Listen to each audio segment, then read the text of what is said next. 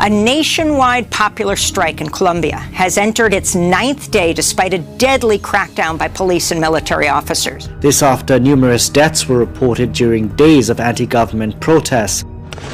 But Colombia's police have the firepower and aren't afraid to use it. At least 19. Never have guessed that one day I would see footage like that from the country that gave us one of the greatest poems in defence of free speech by John Milton, made a tradition of it. In the name of compassion and of tolerance, police then attack and handcuffed a 71-year-old preacher for simply opening his mouth. What's happened to your country?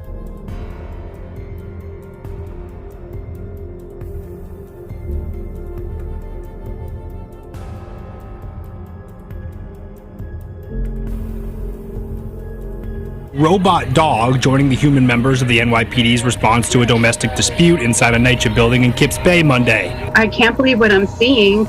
It felt surreal. Before we talk about this, you didn't know these Boston Dynamic dogs are rolling out all over the place. I mean, globally. Here they are in Singapore, and they remind people at the park to practice social distancing. In China, one company has a pack of them programmed to all move in unison, which looks totally terrifying. But they look a little less creepy, maybe, when they're all programmed to dance together.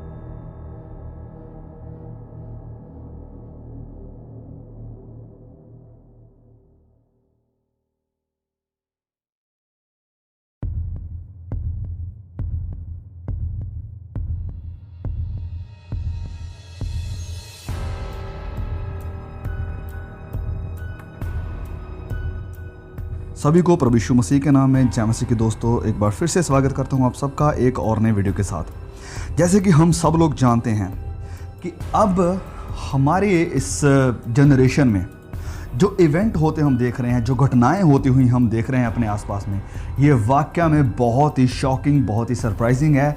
और ऐसी चीज़ों का सामना ना तो पहले कभी किसी ने किया था, जिन चीज़ों का सामना आज हम कर रहे हैं, जो चीज़ें अद्भुत तरीके से हमारी आंखों के सामने हो रही हैं, ये वाकया में बहुत ही सरप्राइजिंग है और बहुत ही अद्भुत हैं। और ये चीज़ें हमें ये दर्शाती हैं कि अब अंत दूर नहीं है, अब अंत दूर नहीं है। क्योंकि जैसे बहुत से अर्थ शेकिंग इवेंट्स हो रहे हैं, बहुत सी घटनाएं ऐसी हो रही हैं। जैसे कि हम लोग जानते हैं कि कोविड-19 ने, कोरोना वायरस ने इंडिया को पूरी तरह से लपेटा हुआ है। और हर तरफ अगर हम देखें तो लाशें बिछी हुई हैं, हर तरफ लोगों के अंदर देखें तो खौफ है, लोगों के अंदर चिंता है, परेशानी है, ऑक्सीजन की कमी, हर जगह अस्पतालों में भी लोगों को जगह नहीं मिल रही है। इसलिए लोग सड़कों के ऊपर, रोड्स के ऊपर अपने मरीजों को, अपने पेशेंट्स को लेकर पड़े हैं। कहीं पर अगर हम देखें तो कई लोग ऑक्सीजन के लिए इतने तड़प रहे हैं कि अपने मुंह से, जैसे कि जिस पेशेंट को, जो कि कोरोना वायरस का पेशेंट होता था, उसे लोग हाथ लगाने से भी डरते थे, उसे मुंह से सांसें दी जा रही हैं। इस तरह के हालात बने हुए हैं और ये हालात अब बद से बदतर होते जा रहे हैं, क्योंकि तीसरी वेव आने का भी बहुत बड़ा खतरा है और इसका सबसे ज़्यादा प्रभाव होगा बच्चों के ऊपर। तो आशा की उम्मीद ना देखते हुए हमें एक और ऐसी वेव का सामना करने की चेतावनियां मिल रही हैं। और ये वायरस अब यहाँ पर ही नहीं है, पूरी दुनिया में है और इसका फिर से प्रभाव ज़्यादा देखने को मिल सकता है नेपाल में। और ऐसी भी खबरें आ रही हैं कि नेपाल क्या नेक्स्ट हॉटस्पॉट होगा इस कोरोना वायरस का। और दूसरी तरफ कोलंबिया में जो प्रोटेस्ट चल रहे हैं उसमें तकरीबन 26 प्रोटेस्टर्स मारे गए हैं और उनके प्रेसिडेंट ने कहा है कि इस प्रोटेस्ट को रोका जाए। हर तरफ हाहाकार मची हुई है। तो तीसरा, इजराइल के अंदर बीते दिनी और अभी भी बहुत ज़्यादा टेंशन बढ़ी हुई है। इजराइल का जो मेन हॉटस्पॉट एरिया है वो है द डोम ऑफ रॉक, यानी अल अक्सा मस्जिद, जो कि मुसलमान कहते हैं कि हमारी जगह है और इजरायली यहूदी लोग कहते हैं कि वो हमारी जगह है। तो इसलिए अभी हम लोग जानते हैं कि मुसलमानों का रमज़ान का महीना चल रहा है और जब भी ये महीना चल रहा था तो वहीं कुछ प्रोटेस्टर्स भी प्रोटेस्ट कर रहे थे फ़लस्तीन से। फ़लस्तीनियों के कुछ जो प्रोटेस्टर्स थे वो प्रोटेस्ट कर रहे थे इजराइल के ख़िलाफ़। और तभी जब वो बहुत से पत्थर इकट्ठे करके वहाँ पर बैठे हुए थे, उन्होंने पुलिस के ऊपर हमला किया। तो पुलिस ने वहाँ अल अक्सा मॉस्क में घुसकर वहाँ पर जो उनकी नमाज चल रही थी वहाँ पर जो उन्हें रोका है। तो इसकी वजह से टेंशन बहुत ही ज़्यादा बढ़ गई है पूरे इजराइल के अंदर। और इसके बाद जब ये सारी टेंशन बढ़ी हुई थी तो कुछ समय पहले ही ये खबर आई है कि फ़लस्तीन से जो हमास ग्रुप है उन्होंने बहुत सारे रॉकेट इजराइल के ऊपर छोड़े हैं, जिसकी वजह से कई इजरायली जख्मी भी हुई हैं। और इसके जवाब देते हुए जो इजराइल की आर्मी है उन्होंने भी बैक फायर किया, उन्होंने भी वापस हमला किया। और जो प्रेसिडेंट जो बेंजामिन नेतन्याहू है उन्होंने कहा है कि Hamas had cross the line and that Israel would respond, कि मतलब हमास ने लाइन को क्रॉस कर दिया है और इजराइल इसको जवाब ज़रूर देगा।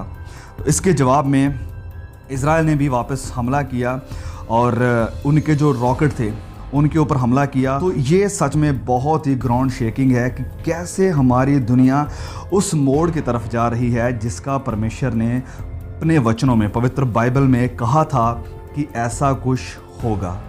तो इस सब चीज़ों को देखते हुए हम देख सकते हैं कि वाकया में दुनिया उसी मोड़ की तरफ जा रही है जो बाइबल ने अंतिम समय की निशानियां बताई थी कि ये सब होगा। हर तरफ चिंता, हर तरफ खौफ, हर तरफ प्रोटेस्ट, हर तरफ लड़ाई, हर तरफ महामारी का खौफ लोगों के अंदर छाया हुआ है।